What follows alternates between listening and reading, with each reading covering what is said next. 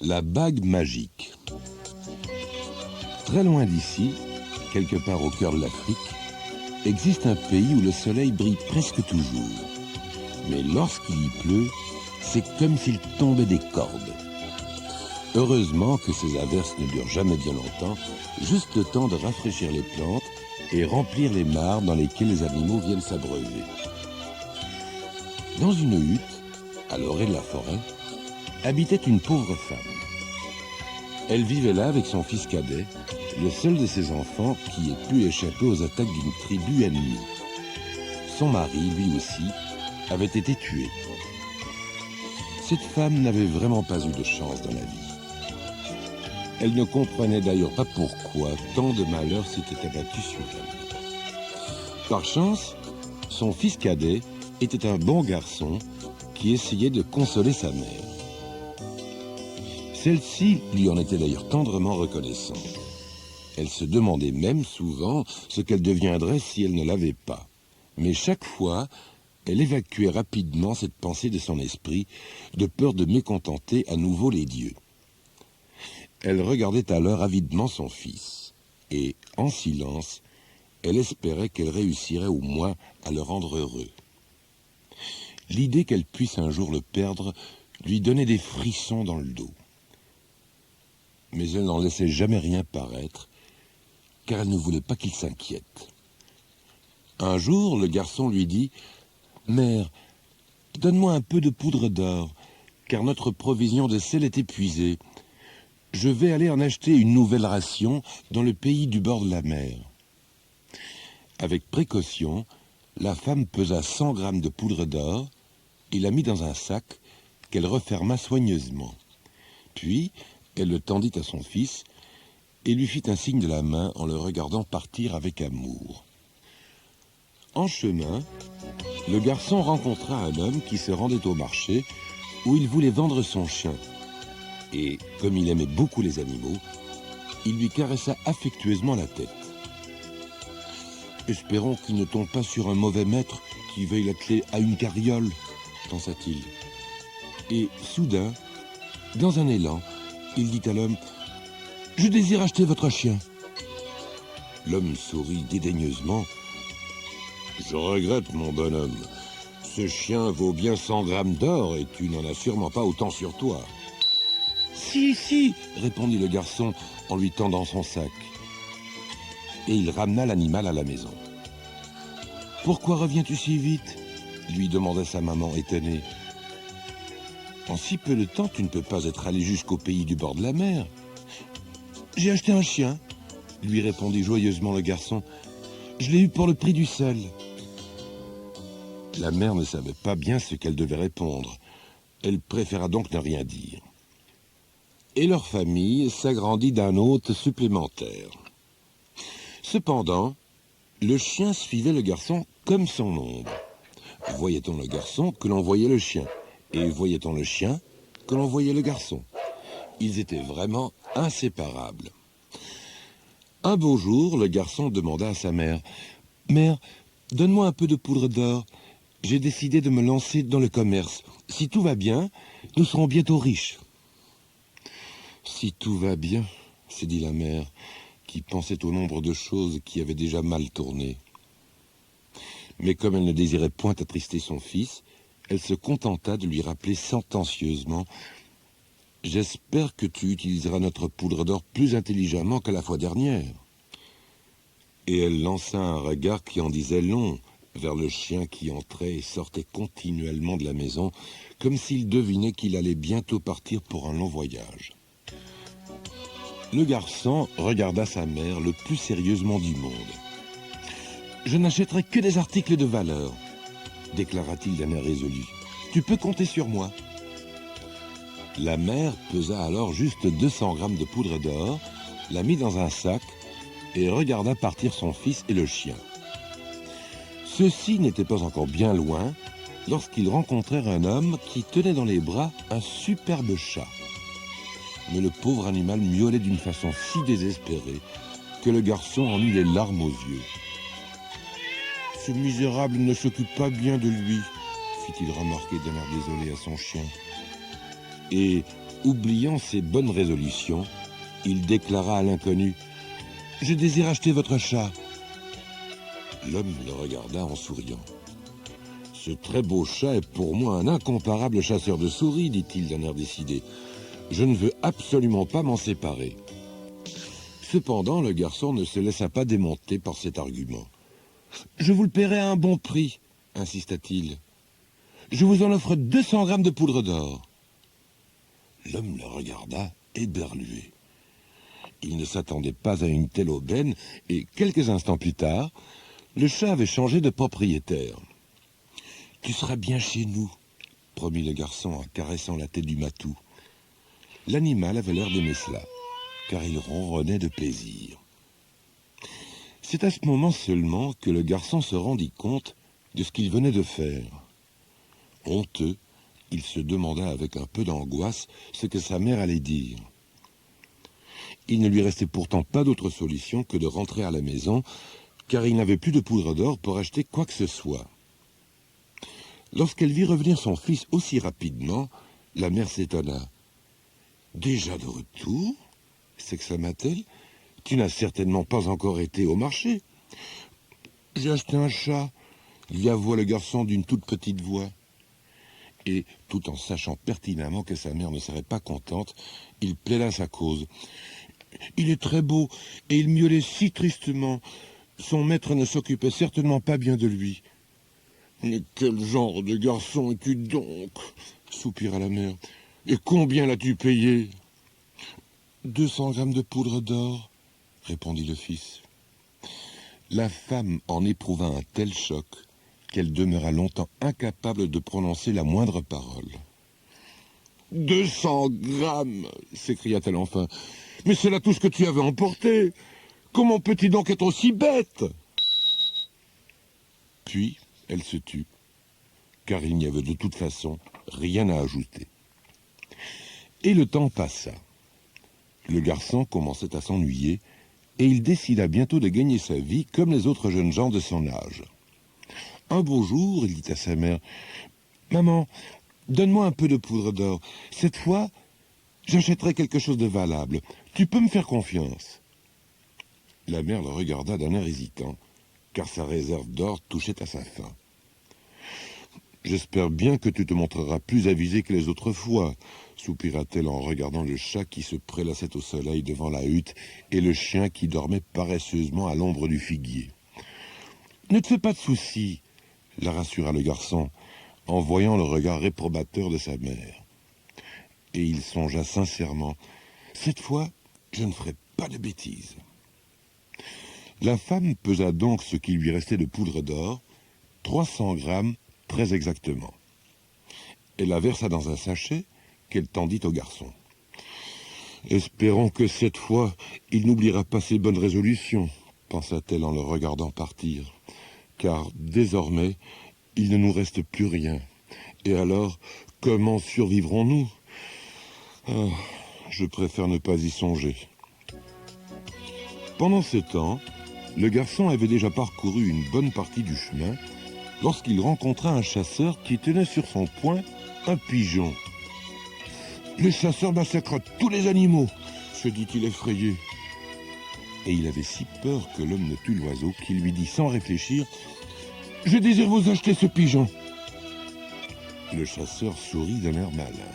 « Mais je ne veux nullement le vendre, » déclara-t-il au garçon. « D'ailleurs, tu ne pourrais pas le payer, il vaut beaucoup de poudre d'or. »« Cela ne constitue pas un problème, » répliqua aussitôt le garçon qui avait une fois de plus oublié ses belles promesses. « De la poudre d'or, vous pouvez en avoir. Dites-moi simplement votre prix. » Le chasseur, pour s'amuser, décida de faire une estimation abusive, persuadé que le garçon n'était pas bien riche. « 300 grammes, » annonça-t-il sans réfléchir. Mais, à sa grande stupéfaction, son interlocuteur lui tendit sans hésiter le sachet contenant sa fortune. « Voici, » dit-il, tandis que ses mains caressaient déjà gentiment le pigeon. Puis, fou de joie, le garçon reprit le chemin de sa maison. Lorsque sa mère le vit arriver, Elle se mit à crier. « Je le savais! Rien ne me sera donc épargné. Tu as échangé tout ce qu'il nous restait contre un stupide pigeon. »« Mais c'est un bon pigeon, mère, » protesta le fils doucement. « Le chasseur a dit qu'il valait 300 grammes de poudre d'or. » Et il ne comprit pas pourquoi sa mère se mettait soudain à sangloter. Désolé, il alla s'asseoir sur le seuil de la hutte et se demanda comment il pourrait bien la consoler. Le chien se coucha à ses pieds et le chat vint se frotter la tête contre ses jambes. « Roucoucou » roucoula alors le pigeon qui, d'un battement d'ailes, se posa sur son épaule. « Ako, écoute ce que je vais te dire. » Le garçon sursauta. Avait-il bien entendu? Était-ce vraiment le pigeon qui avait parlé? Et comment savait-il qu'il s'appelait Ako? « Roucoucou » répéta le pigeon en rapprochant son bec de l'oreille de son ami. « Je ne suis pas un simple pigeon, mais un très puissant chef de tribu. Le chasseur m'avait fait prisonnier et avait l'intention de me tuer. Grâce à toi, j'ai été sauvé. Si tu me ramènes dans mon village, mon peuple t'en sera toujours reconnaissant. » Ako regarda le pigeon. « Et qui me dit que tu ne mens pas ?» demanda-t-il à l'oiseau.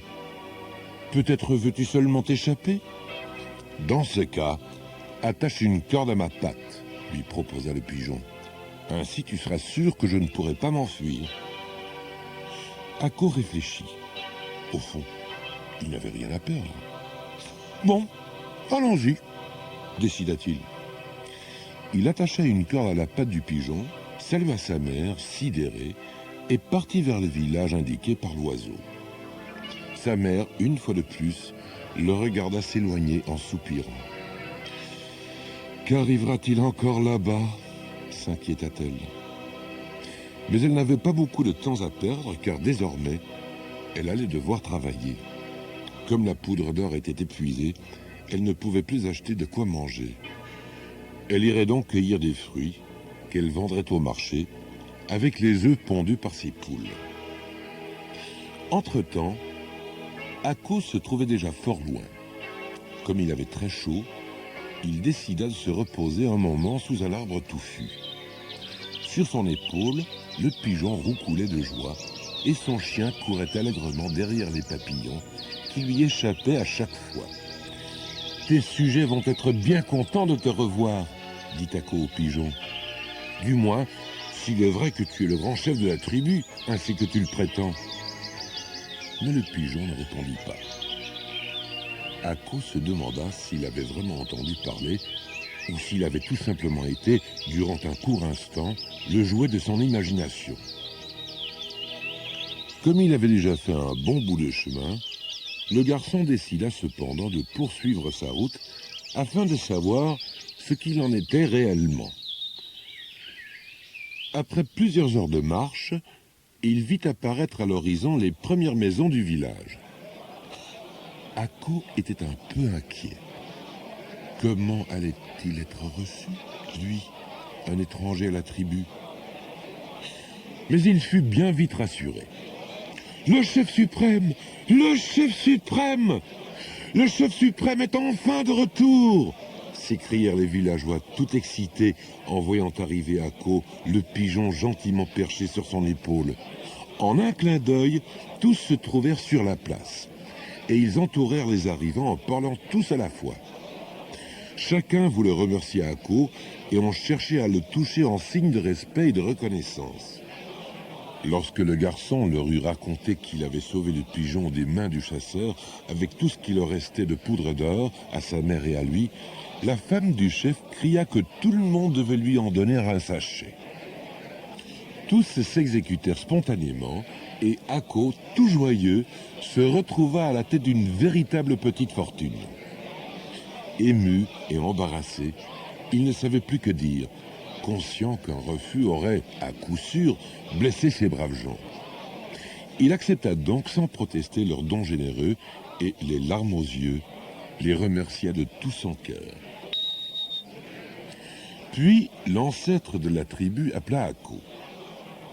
Quand ce dernier fut près de lui, l'homme enleva une de ses bagues et la lui donna solennellement en présence de tous les villageois réunis. « Prends cet anneau, Ako, dit-il. Il te procurera tout ce que tu désires et il te prouvera notre gratitude. » Ako, à nouveau, remercia longuement et chaleureusement le vieil homme. Il prit ensuite congé du pigeon et des villageois et retourna chez lui avec ses sachets d'or, ravi de pouvoir faire enfin une belle surprise à sa mère. De loin, il vit celle-ci qui l'attendait impatiente de savoir ce qui s'était passé. Tout content, Ako lui raconta alors ce qui lui était arrivé dans le village du chef suprême, et lorsqu'il donna les sachets de poudre d'or à sa mère, celle-ci rayonna de bonheur. « Et maintenant, je vais savoir si cette bague est réellement magique, » décida le garçon. Il courut dans la forêt, là où les arbres étaient si serrés qu'il lui était impossible d'apercevoir la lumière du jour. Il déposa la bague sur le sol, regarda autour de lui pour s'assurer qu'il n'y avait personne et ordonna « Bague, ô puissante bague, déracine tous les arbres de cette forêt !»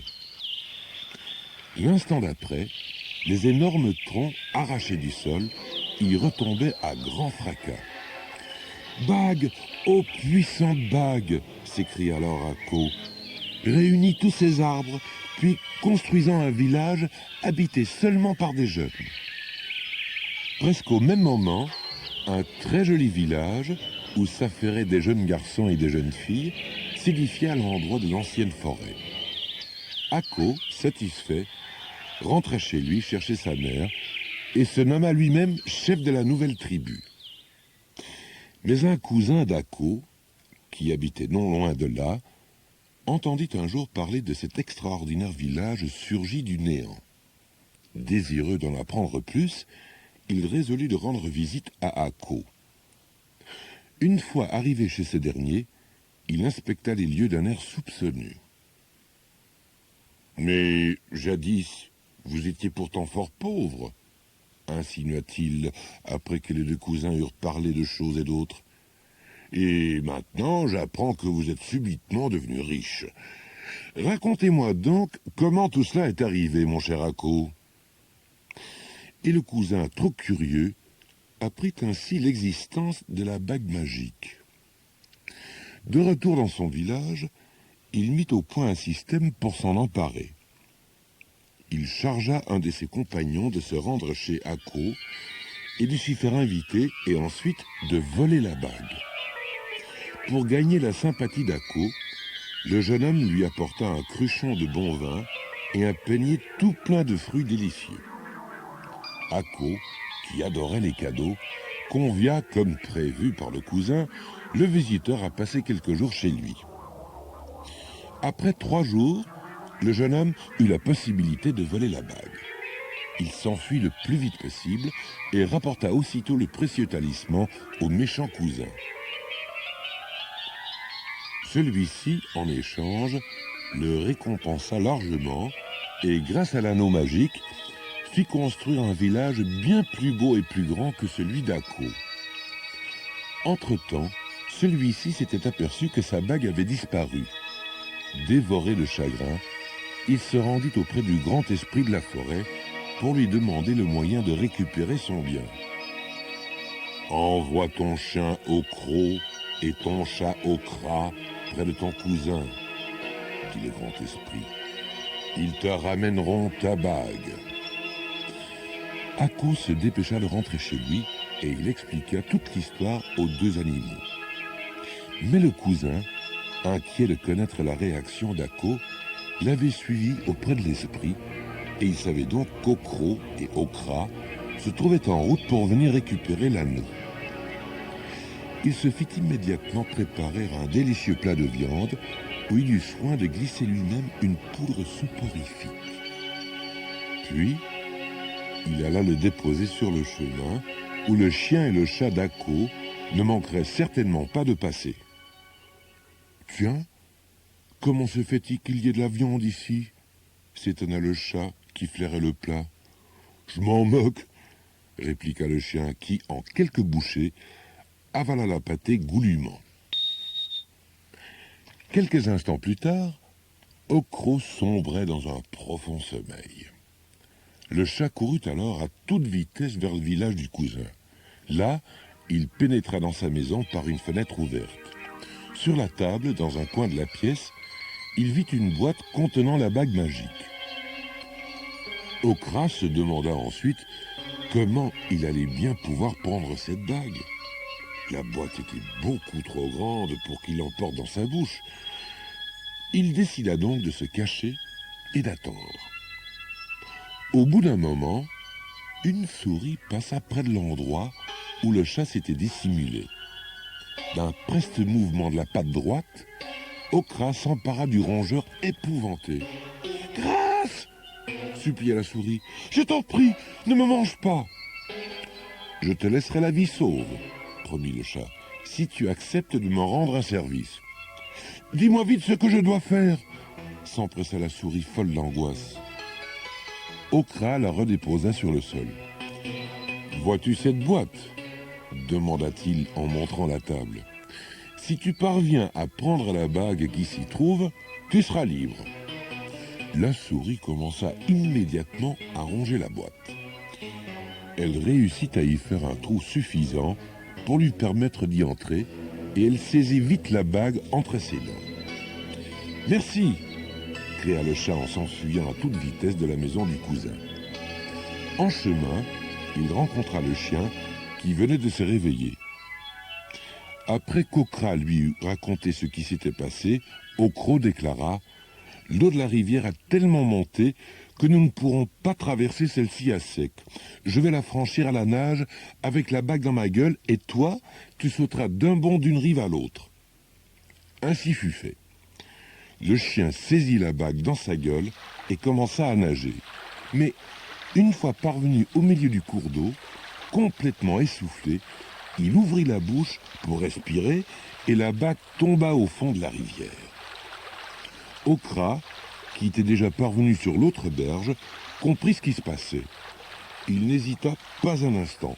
Plongeant dans l'eau, il y attrapa un poisson par la queue, puis lui demanda de ramener la bague.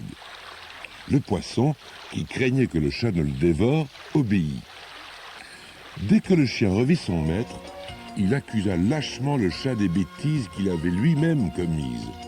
Mais Ako, par l'esprit de la forêt, savait exactement ce qui s'était passé et lui dit d'un ton fort sévère « Okro, tu es un menteur. Désormais, pour ta punition, tu passeras toutes tes nuits dehors. »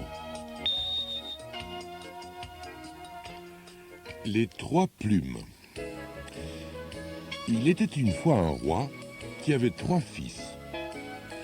Les 2 aînés se trouvaient très séduisants et très intelligents.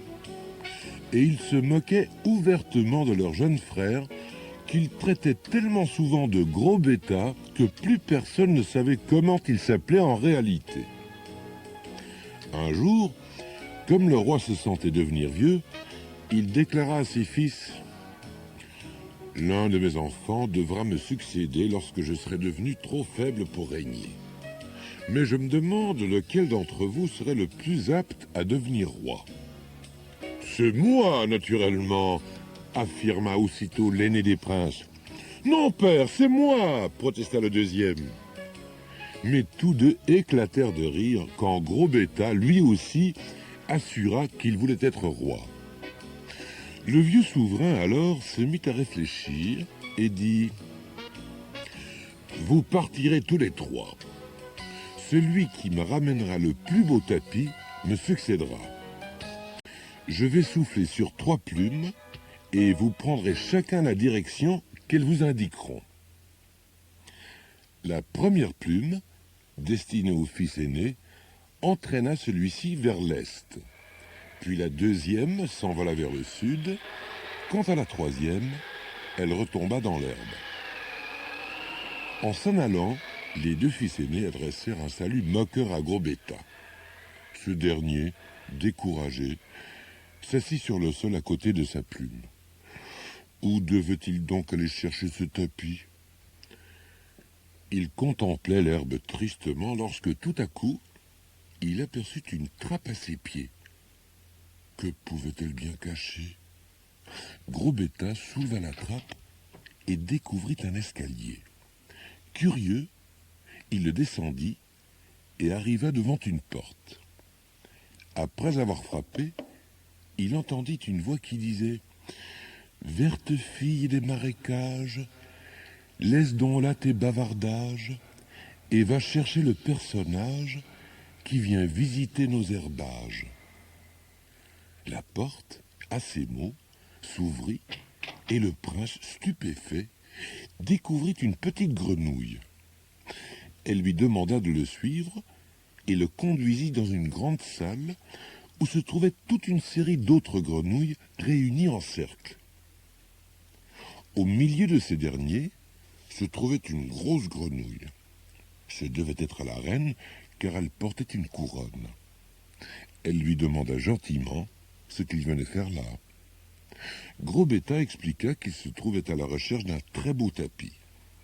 La reine appela alors une de ses suivantes. D'un air impérieux, elle lui dit « Verte sauteuse du bocage, arrête donc ton verbiage. Prends ce coffre de bois sauvage qui contient mon plus beau tissage. » La jeune grenouille tendit le coffre à la reine, qui en sortit un magnifique tapis. Fait dans la plus fine des étoffes, il était magnifiquement brodé de feuilles d'or. Gros Bêta, ravi, remercia la grenouille et remonta à la lumière du jour. Ses frères étaient déjà de retour au château et l'attendaient. En fait, ils ne s'étaient pas vraiment donné la peine de chercher un beau tapis, persuadés que Gros Bêta reviendrait les mains vides et s'était contenté de ramener le chat de la première bergère venue. Ils furent donc fort surpris de voir arriver le cadet chargé d'un splendide ouvrage. Même le roi dut avouer qu'il n'avait jamais rien vu de pareil. « Tu as gagné, dit-il à Gros Bêta. Tu deviendras donc roi, car telle est ma volonté. » Mais les deux aînés s'exclamèrent « Père, tu ne peux faire cela! Tu ne peux tolérer que le pays soit dirigé par ce stupide Gros Bêta. Il ne comprend rien à rien. » Soit. Faisons alors un second essai, décida le roi. Je vous donne encore une chance. Celui qui me rapportera la plus belle bague me succédera. Et, à nouveau, il lança 3 plumes. L'une se dirigea vers l'est, l'autre vers le sud, mais la troisième, celle de Gros Bêta, retomba une nouvelle fois à côté de la trappe. Le jeune prince, plein d'espoir, souleva l'anneau et descendit. La souveraine des grenouilles lui demanda à nouveau ce qu'il désirait. Gros Bêta lui raconta qu'il souhaitait rapporter à son père la plus précieuse bague de tout le pays. Comme précédemment, la reine ordonna qu'on lui apporte le coffre, puis elle en sortit une bague à l'éclat merveilleux, enrichie de diamants magnifiques. Gros Bêta retint son souffle. Il n'avait jamais rien vu de plus beau. Fou de joie, il remercia la grenouille et remonta à l'air libre. Cependant, au château, ses 2 frères l'attendaient déjà. Et ils rirent moqueusement lorsqu'il entra. Il était en effet impossible qu'il ait trouvé une bague là où sa plume l'avait conduit. Eux-mêmes ne s'étaient pas vraiment fatigués pour découvrir un bijou. Ils s'étaient contentés d'arracher les 2 clous d'une vieille clôture et de les courber pour en faire des anneaux. « Montre-nous donc un peu ce que tu as déniché, » dit le roi à Gros Bêta. Le cadet tendit sa bague, et 7 fois encore, le roi déclara qu'il avait gagné et deviendrait son successeur. Les 2 aînés étaient fous furieux. Comment leur stupide petit frère avait-il pu découvrir un aussi remarquable bijou? Ils harcelèrent à nouveau le roi pour qu'il leur donne encore à tous 2 une chance. Le souverain, hésitant, y réfléchit longuement. Mais lui aussi se demandait honnêtement si le plus jeune de ses fils était bien apte à régner. Il se laissa donc convaincre par les 2 aînés et leur posa une nouvelle et 3e condition. Continuons, dit-il. 3 épreuves, c'est ce que prescrit le droit. Celui d'entre vous qui me ramènera la plus jolie femme gouvernera mon royaume. Et pour la 3e fois, il lança 3 plumes. Gros Bêta ne s'inquiéta plus de ce que la sienne se pose de nouveau auprès de la trappe. Bien au contraire, car la reine de Grenouille accepterait sûrement de l'aider encore. Le jeune prince descendit donc une nouvelle fois l'escalier et expliqua ce qu'on attendait de lui. « Je dois ramener au château la plus jolie fille du pays, dit-il. Mais, à sa grande déception, la reine de Grenouille prit un air grave. « Mais où crois-tu donc que je puisse trouver une jolie femme? Ce n'est pas si facile. Je vais malgré tout essayer de t'aider. Emporte avec toi l'une de mes petites grenouilles. » La souveraine fit un geste et au même moment arriva une carotte tirée par 6 souris. « Voici son carrosse, déclara la reine. Tu n'as plus qu'à choisir l'une de mes sujettes. Ensuite, tu l'installeras dans le carrosse et tu la conduiras au château de ton père. » Gros Bêta la regarda, tout incrédule. Devait-il vraiment emporter une grenouille à la place d'une jolie femme? Il regarda autour de lui toutes ces petites bêtes toutes vertes. Il n'y avait rien d'autre. Il n'avait pas le choix. Il décida donc de faire ce que la reine lui suggérait. Il choisit une grenouille au hasard et la mit sur la carotte. Miracle! Au même instant, celle-ci se transforma en un véritable carrosse tout en or, tiré par 6 chevaux blancs. Et dans le carrosse souriait la plus jolie des jeunes femmes. Muet de stupéfaction, Gros Bêta la contempla, émerveillé. Qu'elle était belle, et comme elle paraissait gentille. Le prince monta dans le carrosse et baisa la main de l'inconnu. Puis, il fit un signe d'adieu à la grosse grenouille et partit à toute allure vers le château de son père. À nouveau, ses frères l'attendaient. Ils avaient avec eux 2 charmantes paysannes. Celle-ci était en train de rentrer les foins lorsque les frères étaient passés. Insouciants et dédaigneux, ils se montraient fort satisfaits de leur choix, car il n'était pas pensable que Gros Bêta ramène une femme, et encore moins une femme qui soit plus jolie que l'une de ces 2 villageoises. Ils n'en crurent donc pas leurs yeux lorsqu'ils virent le cadet faire descendre du carrosse la plus splendide créature qu'ils eussent jamais imaginé pouvoir contempler. Ils constatèrent immédiatement que cette merveille était bien plus jolie que leurs 2 paysannes. Quant au roi, il le voyait entièrement sous le charme, conquis par la beauté de la jeune femme. Il s'agissait sans nul doute d'une vraie princesse. « Je regrette pour vous, dit-il à ses 2 fils aînés, mais Gros Bêta a de nouveau gagné. Cette fois, c'est décidé, il deviendra roi. »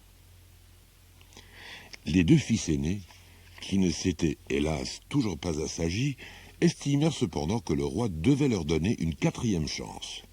« Soit, se dit ces derniers, si cela leur fait plaisir. Gros Bêta a gagné 3 fois, il réussira certainement la 4e. » Le roi alla donc chercher un grand anneau.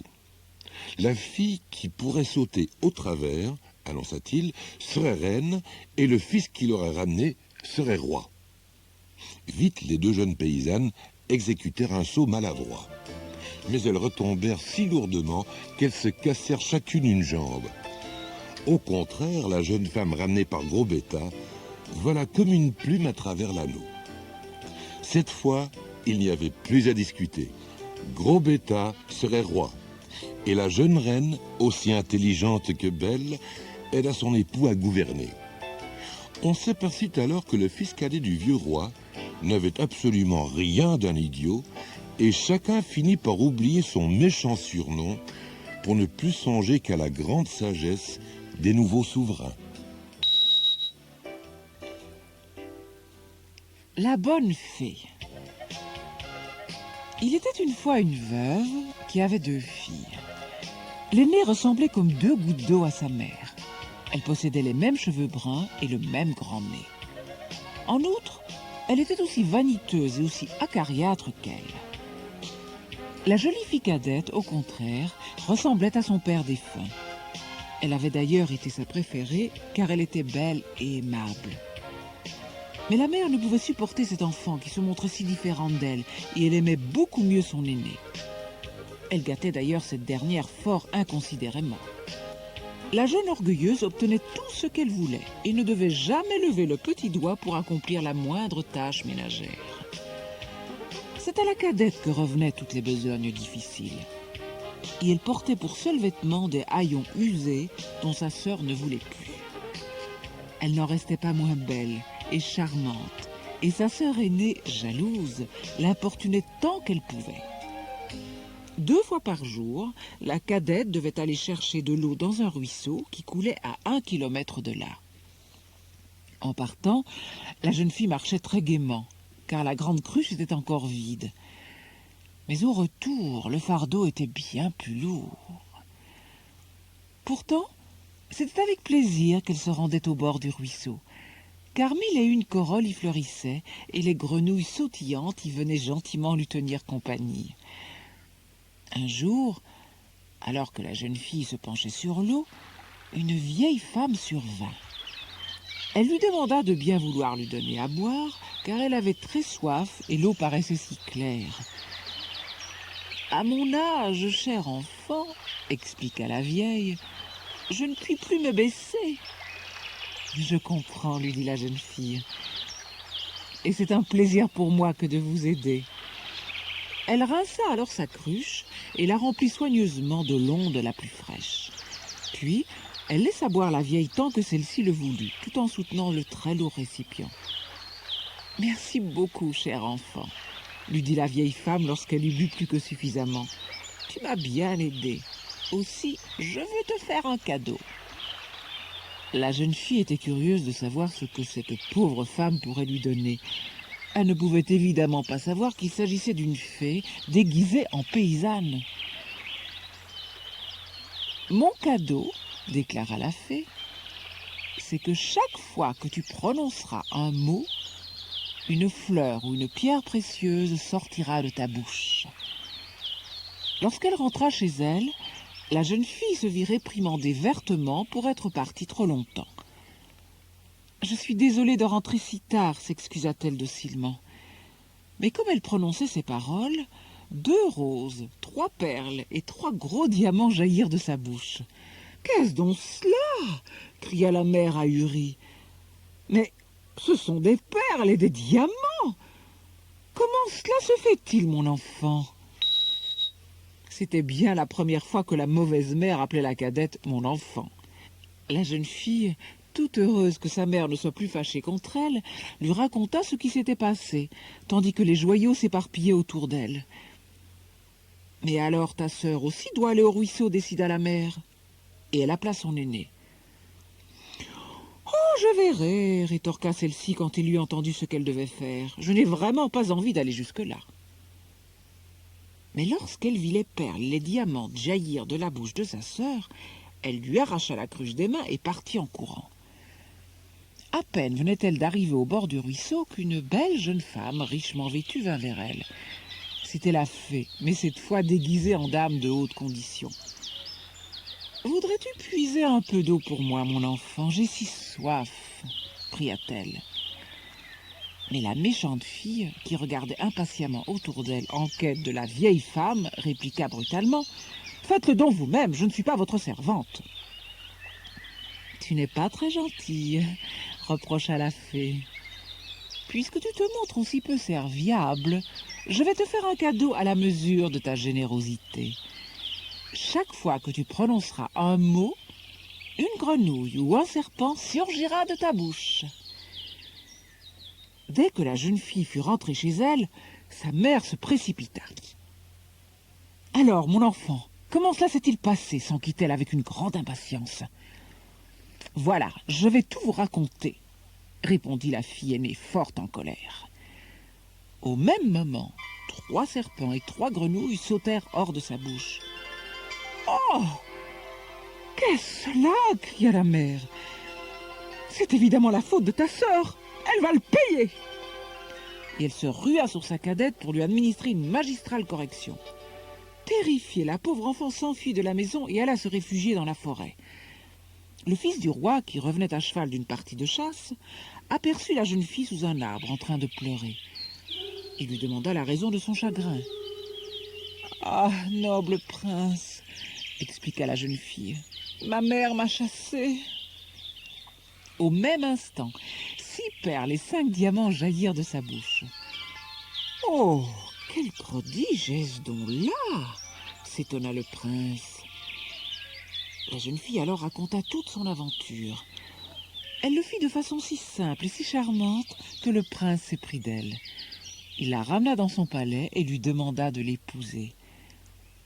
La dot ne posait évidemment pas le moindre problème, puisque les diamants continuaient à fuser à chaque mot de la bouche de la jeune fille. Mais la sœur aînée fut beaucoup moins heureuse. À la vue des grenouilles et des serpents qui rampaient hors de sa bouche, personne ne pouvait l'aimer. Les alouettes et le paysan. C'était le printemps. Une gentille alouette avait bâti son nid dans un champ de blé et attendait impatiemment l'éclosion de ses 3 œufs. Un beau jour, une première coquille éclata. Un jeune oiseau, tout chauve et à moitié aveugle, sortit de l'œuf en pépillant. Puis, l'instant d'après, les 2 autres œufs s'ouvrirent à leur tour. Madame Alouette, désormais, eut fort à faire pour nourrir sa petite famille, car les 3 oisillons semblaient insatiables et réclamaient sans cesse à manger. Bientôt, ce fut l'été. Malgré les bons soins de leur maman, les ailes des petites alouettes n'étaient pas encore assez fortes pour qu'elles puissent voler. Pourtant, la famille devrait bientôt quitter le champ, car le blé était mûr. Un beau matin, Madame Alouette dit à ses petits avant de les quitter: « Mes enfants, aujourd'hui le paysan va venir voir son blé. Écoutez ce qu'il dira. » Le soir, Madame Alouette trouva ses oisillons qui attendaient leur mère avec inquiétude. « Mère, mère !» lui crièrent-ils. « Le paysan a dit qu'il viendrait demain pour faucher les blés avec toute sa famille. » « Alors, nous n'avons pas de souci à nous faire, décida l'Alouette. Nous pouvons rester un jour de plus. » Et Madame Alouette avait raison. Lorsqu'elle revint au nid, le lendemain soir, ses enfants lui racontèrent que le paysan avait attendu en vain toute la journée l'arrivée de sa famille. « A-t-il dit quelque chose ?» demanda-t-elle aux 3 oisillons.